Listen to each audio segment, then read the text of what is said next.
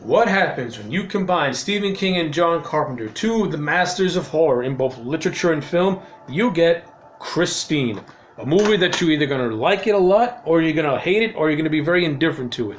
I lean towards the like part, though it does have a lot of things that I just don't like. However, before we get into this, let's go over the plot. The plot of Christine is this. Boy finds car. Boy falls in love with car. Car falls in love with boy. Boy's life starts to deteriorate because boy is obsessed with car too much. Car seduces boy and loves boy so much that it will literally kill for boy. That is the general plot of Christine. If this movie and story was in lesser hands, it would be the most ridiculously stupid thing ever put to screen. However, at least you have talent like Stephen King, who actually can make something like this work, and you got John Carpenter, who can make almost anything work when he's on his A game. And this movie is Carpenter, even though behind the scenes he had literally took this movie just to get a paycheck. So it's not his best work from a directional standpoint. However, it's still a well-made movie. Now, even when John Carpenter is phoning it in, he's still going to put out a quality film that's watchable. That is the mark of true talent right there. So John Carpenter forever. So yeah, let's get into this. I already mentioned. So from a productional standpoint, the movie is, like I said, it is well made. The cinematography of this movie is pretty good. John Carpenter's direction is fine. It's not fantastic like it normally is. It's okay. Some of the actors are actually pretty good. I like Keith Gordon as Arnie. I like seeing him as like this Revenge of the Nerd type guy. And then as the movie progresses, you see his personality and his physical appearance start to change. He gets more aggressive, he gets more distant, and he gets more cold towards people. John Stockwell, who plays Arnie's best friend Dennis. I like the relationship between Arnie and Dennis. I buy them as being very, very close friends. And it's actually Dennis who at first tries to prevent Arnie from buying Christine, because when we first see Christine, it's a broken down piece of junk. And Dennis, trying to look out for his friend and not wanting to get robbed of his money, tried to talk him out of it, but overall Arnie was too obsessed with wanting to buy the car.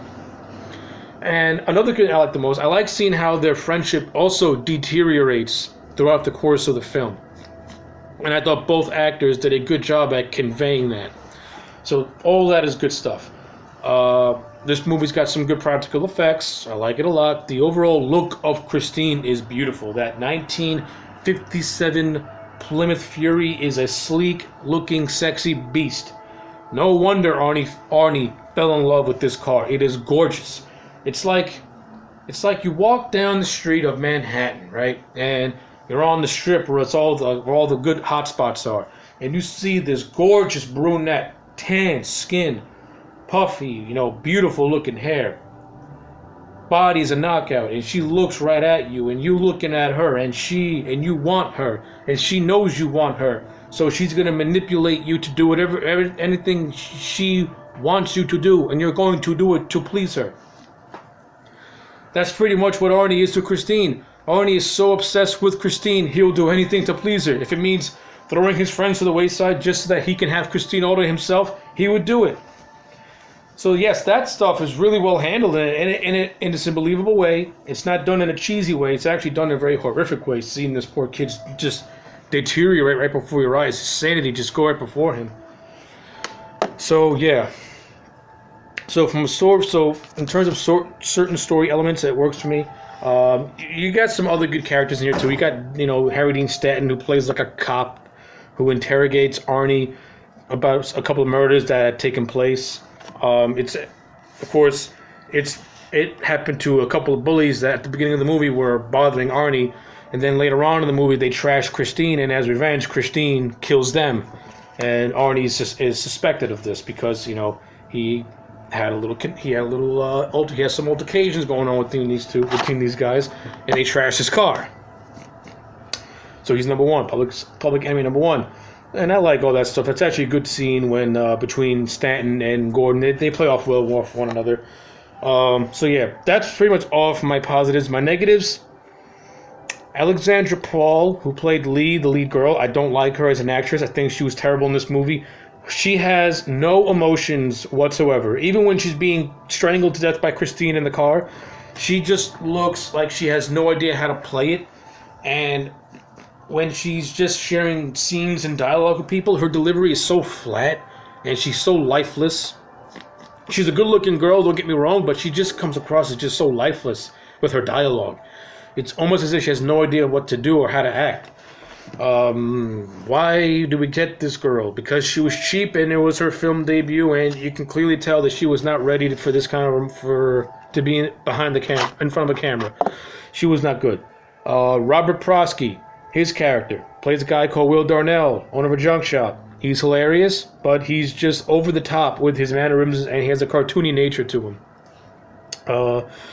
The parents of Arnie, I like and dislike all at the same time. I like how Arnie and his parents have a fractured relationship and how Arnie is being smothered by them. What I don't like is that the parents can sometimes be a cartoonish version of overbearing parents to the point where you just want them to scale down that a little bit. Be more natural. I think you're just hitting the highlights of what an overbearing parent will do. It's like, oh, you can't do this, you can't do that. Tone it down a little bit. Tone it down a little bit. But my biggest gripe is that we never really understand why Christine does the things she does. In the novel, it's implied that Christine is possessed by an evil spirit. In the movie, there's no references to any evil spirits. There's no references to any sort of black magic. No references to anything supernatural. Hell, it's not even implied. And if it is implied, it's very vaguely implied. So, yeah, I want to know why Christine is alive. I want to know why. How is it alive? Why is it alive? What's its purpose? Why does it want Arnie so bad? It's like these questions never get answered. And I think it would have gave the movie a little bit more weight if I understood what Christine's motivations were for what she is. You know, everyone says she's just a car. She's just a car. But you know, cars don't drive by themselves and go on homicidal killing sprees. I want to know why. Why does Christine love Arnie so much? I know why Arnie loves Christine so much, but why does Arnie really love Christine? Why does Christine love Arnie? Does she love the fact that Arnie gives her all the attention? Is it something else entirely? Like, what's going on here? So yeah, it's things like those that to me does not make this movie perfection, though it is good. There's a lot more things I can cover with this thing, but those are just my general basic thoughts on Christine. Overall, I do like the movie. It is really good, and I'm gonna give it a 8 out of 10. I like it a lot. I wouldn't call it one of John Carpenter's best works. I think The Fog and The Thing are much better than Christine, but Christine is a good movie. And it is, like I said, it is well shot, it's well made, for the most part well acted. There's some story things that, you know, needed to be expanded upon more to make it a little bit more fleshed out. But all in all, it's a good horror film to watch during the Halloween season, and just a good movie in general to watch if you just want to kill some time. So yeah, 8 out of 10 for Christine. If you've seen Christine, let me know in the comment sections below. If you like Christine, let me know in the comment sections below. Like this video and subscribe, and I'll check you back next time for more.